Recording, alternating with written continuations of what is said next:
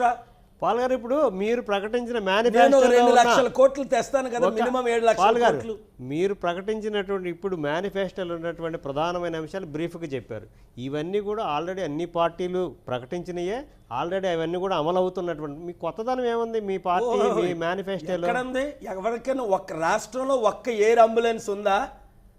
ఈ రాష్ట్రంలో 2 రాష్ట్రంలో ఉచిత విద్య ఎల్కేజీ టు పీకేజీ ఇచ్చి ట్రాన్స్పోర్టేషన్ ఫ్రీగా ఎవరైనా ఇచ్చారా? లేదు. వైద్యం 100% వైద్యం లేదు. ఉన్న గవర్నమెంట్ హాస్పిటల్ పాడైపోయి ఉన్నాయి.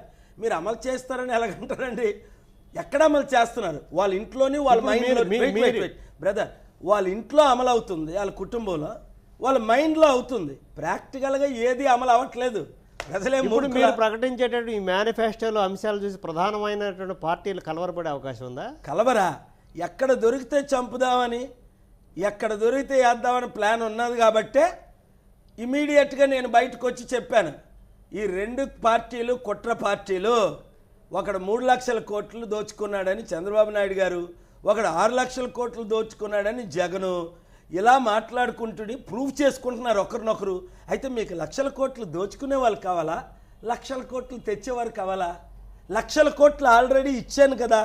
అందుకనే ఒక్కసారి చంద్రబాబు నాయుడు గారు, మీరు కాకపోతే మీ అబ్బాయినైనా పంపిస్తారా డిబేట్కి?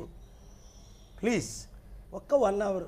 ఎక్కడ రమ్మంటారు లోకేష్ బాబుని? ఎక్కడ రమ్మంటారు? ఎక్కడైనా వాళ్ళ ఇంటికి డిబేట్గా వాళ్ళ ఇంట్లో డిబేట్ చేస్తారు. వరకు మీరు పవన్ కళ్యాణ్ రమ్మన్నారు, జగన్ రమ్మన్నారు, చంద్రబాబు రమ్మన్నారు. వాళ్ళు ఎవరి నుంచి అయినా స్పందన వచ్చిందా మీకు? ఇప్పుడు లోకేష్ వరకు వచ్చారేంటి? చూసారా? ఇప్పుడు లోకేష్ మంత్రి, మూడు మంత్రులు అట ఆయన. మరి మంత్రి ఎలాగయ్యాడో మాట్లాడాలి కదా. ఏ క్వాలిఫికేషన్? వాళ్ళ ముగ్గురిని బహిరంగ చర్చకి డిబేట్లకి రమ్మని అన్నారు. ఏపీలో డిబేట్లు జరగాల్సిన సమయం ఇది అని అన్నారు. వాళ్ళ ముగ్గురు కూడా సవాల్. అంటే మీరు ఏ అర్హతతో వాళ్ళ ముగ్గురిని రమ్మన్నారు? వాళ్ళు ఏ విధంగా స్పందించారు? చూసారా? ప్రజాస్వామ్యం కూలీ అయిపోయిందని ఇదే రుజువు. ప్రపంచంలో 196 దేశాలు ఉన్నాయి. ఒక డిక్టేటర్షిప్ కంట్రీస్ 20 కూడా ఉంటాయి ఎక్కువైతే. తత్మా 176 దేశాల్లో డిబేట్లు అవుతున్నాయి. ఆఫ్రికాలో అవుతున్నాయి. ఆఫ్రికా కంటే అధ్వానమా మనం? అమెరికా వదిలేయండి, కెనడా వదిలేయండి, పోనీ యూరోపియన్ యూనియన్ 29 దేశాలు వదిలేయండి, జర్మనీ వదిలేయండి, ఫ్రాన్స్ వదిలేయండి, బ్రిటన్ వదిలేయండి, నార్వే వదిలేయండి, స్వీడన్ వదిలేయండి. చిన్న ఐలాండ్లలో డిబేట్లు అవుతాయి. ప్రపంచం అన్ని దేశాల్లో డిబేట్లు అయినప్పుడు మన దేశాన్ని ఇంత భ్రష్టు పరిచారా ఈ రాజకీయ నాయకులు? లక్షల కోట్లు దోచుకోవడం, లక్షల కోట్లు. ఇప్పుడు అంతకుముందు